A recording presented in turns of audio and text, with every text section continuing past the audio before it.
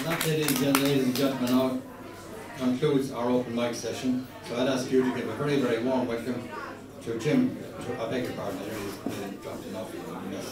To the Btrendan Murphy, please. Jim Thank you very much. Tony Bennett.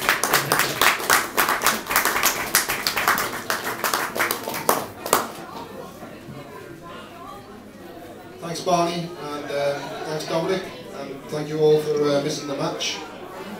I'm the surrogate scouser because it's not Tony Bennett, is it? He couldn't make it.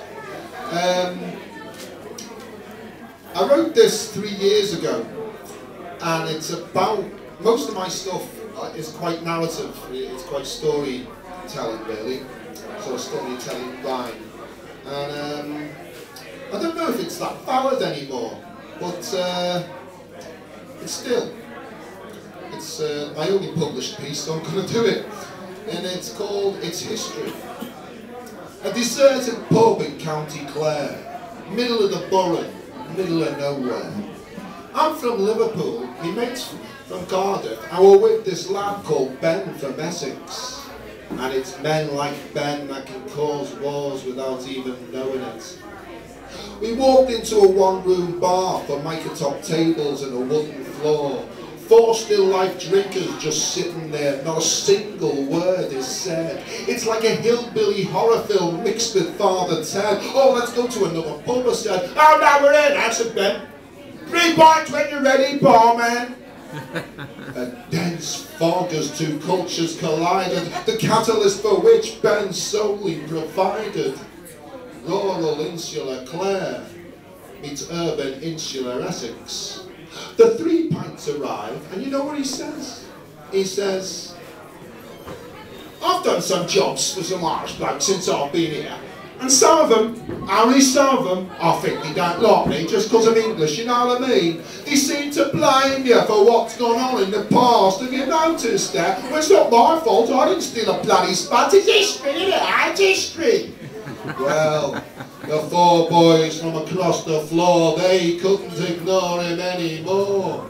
I did a job for a farmer the other day, fat bastard. When was the last time he saw a famine? It's history, isn't it? It's history. Well, a little ignorance goes a long way. I really didn't have a word in my head to say. I just had visions of me balls being hurled by the GA fucking day. And then he said, I mean, what I want to know, right, is what did the English ever do to the Irish in the first place anyway?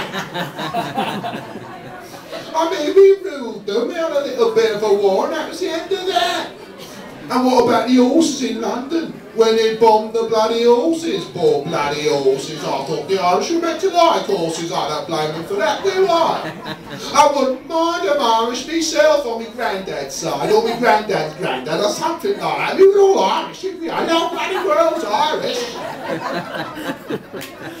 We left after that. We got out without being attacked. And fair play to the 4 boys from across the room, they didn't take the bait.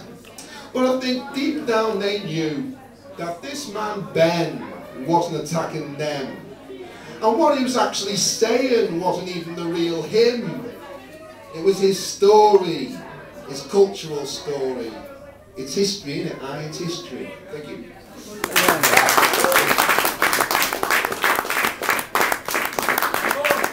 It's a true story. I like to think that I can see both